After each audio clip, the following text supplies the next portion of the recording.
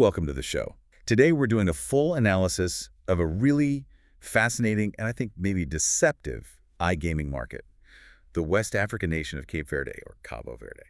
As the Gambling Databases research team, our job is to deliver these in-depth analyses of the global iGaming landscape. And for this one, our mission is to really look at the sources, the regulations, the player data, and just distill what makes this market so unique. It really is unique. Because on paper, it looks great. I mean, it seems like a gem. It's politically stable, it's strategically positioned, and it has a legal framework for both land-based and online gambling. And that's exactly where the paradox starts. We have to talk about that tension right away because Cape Verde is a classic example of what we call a false positive. A false positive. What do you mean by that? It has all the things that usually get operators excited, full legality, political stability, a government that seems to want regulation. But the economics of actually getting in, they just make it incredibly narrow. So it's legally open. But financially, it's a very different story. The numbers just don't add up for most standalone online companies. Okay, so that's the challenge. We need to figure out why that barrier to entry is so high when the prize seems, well, relatively small. So today we'll cover the regulatory path they're on, the profile of their players who are very young, very mobile first, and then the big one, profitability. Or the lack of it. Let's dive right into the legal side of things.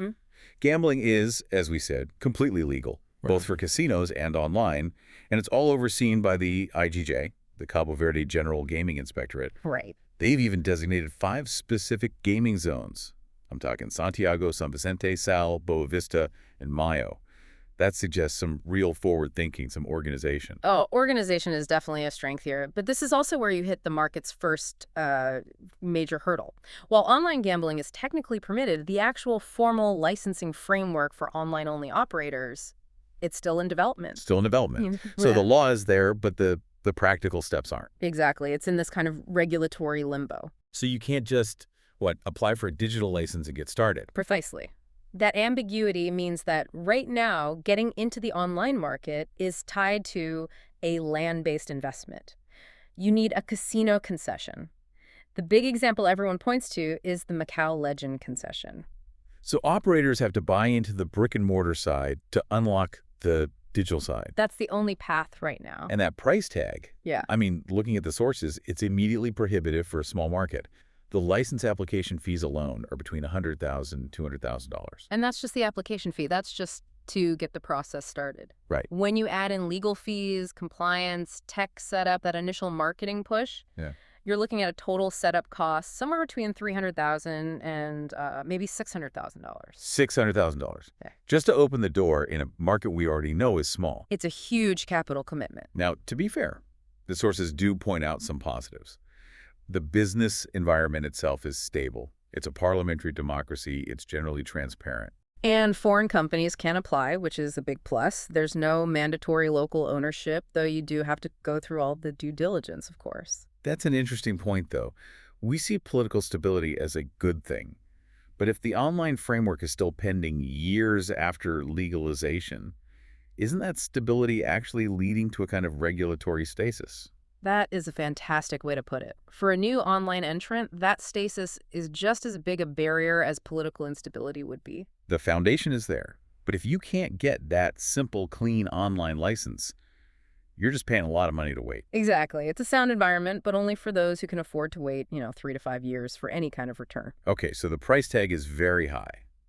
Now for the big question. Who are you paying to reach? The addressable market here? I mean, it's incredibly small. It is. The total population is only around 570,000 inhabitants. It's a micro market. But a concentrated one, right? A very concentrated one and a young one. The median age is just 29. And almost 70% of people live in the main cities, like Praia and Mindelo. So you have a target audience that's clustered and digitally native. Okay, small, young, urban. But what about spending power? That feels like the real limiting factor. And it is. You have to stress that purchasing power is moderate. The GDP per capita is around $3,650. Okay.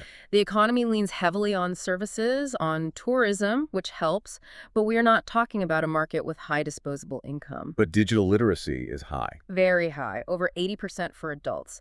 And they're spending what they have mostly on sports betting. That is by far the most popular activity. Lotteries are big, too. And when are they deading? The engagement patterns are pretty predictable. It peaks in the evenings and on weekends, so you're targeting recreational bettors, not, high-volume professional players. And that digital readiness just screams mobile first. Absolutely. Internet penetration is strong, around 73.5%, and almost all of that is through mobile phones. All right, smartphone adoption is over 65%. And the key detail there is the type of phone.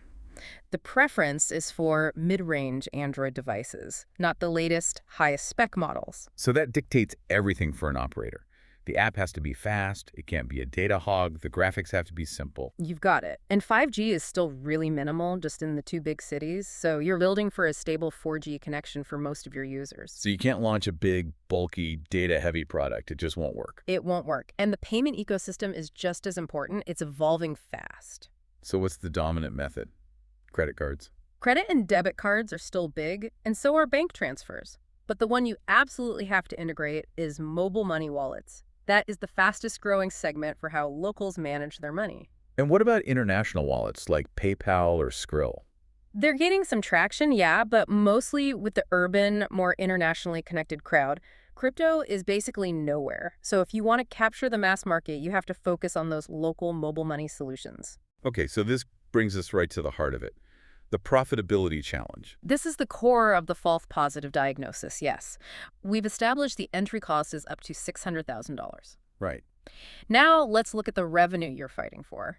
The total estimated market revenue for 2025 is projected to be only $30 million. $30 million for the entire market for a whole year. The entire market. So your startup cost could be 2% of the total annual revenue of the entire country's market, and you're competing with everyone else for a piece of that. It's completely disproportionate. It's a huge cost for such a micro market, and it's not like it's a boom market that's about to explode. What's the growth looking like? The projected CAGR, the growth rate, is moderate, about 7.2% through 2030. That's steady, but it's slow. That 30 million isn't going to become 300 million overnight. So the market can only really sustain a tiny number of licensed operators. And that's before we even talk about the month-to-month operational costs. Oh, and those are significant. I mean, even in a small market, you're looking at monthly costs of anywhere from $20,000 to over $100,000, depending on your setup. Wow. So when you factor that in, your timeline to just break even it's long. 3 to 5 years, easily. And you have to be able to burn cash for that entire time. I assume that's made even worse by how little each player can actually spend. Exactly. The customer acquisition cost is moderate, but the lifetime value, the LTV, is just severely capped by that GDP per capita number we mentioned. The $3,600. Right. That number puts a fundamental limit on how much a domestic player can sustainably bet. You're not just missing high rollers, you basically have no sustainable high-volume players from the local population at all. So local operators are stuck serving recreational bettors. But here's the part that really gets me, looking at the sources. Why do they struggle to attract even the few high-volume bettors that might be there? This is the real revenue killer for any local platform. It's the player tax friction. Explain that. Gambling winnings for players are subject to a progressive withholding tax. It starts at 15% and can go all the way up to 35%. Wait. A tax on the player's winnings. You're saying if I win $100, the government takes a chunk of that before I even get it. It does. And that tax immediately tanks the effective return-to-player rate on any locally licensed site. Of course. It creates this powerful incentive for the highest value bettors. The exact people a local operator needs to become profitable to go straight to offshore tax-free sites. So the government is unintentionally pushing its most valuable customers to the gray market. That's precisely what's happening. The licensed local platforms are left fighting over the low to medium stake recreational players. The financial pie was already small, and this policy just makes it even thinner for the companies who paid to play by the rules. So when we put it all together, the final assessment from the gambling databases team, it really summarizes this whole tension. It does. The operator ease score is a 5.2 out of 10. We call that moderate. Because the government is stable, but the licensing is just complex and really, really expensive. Right.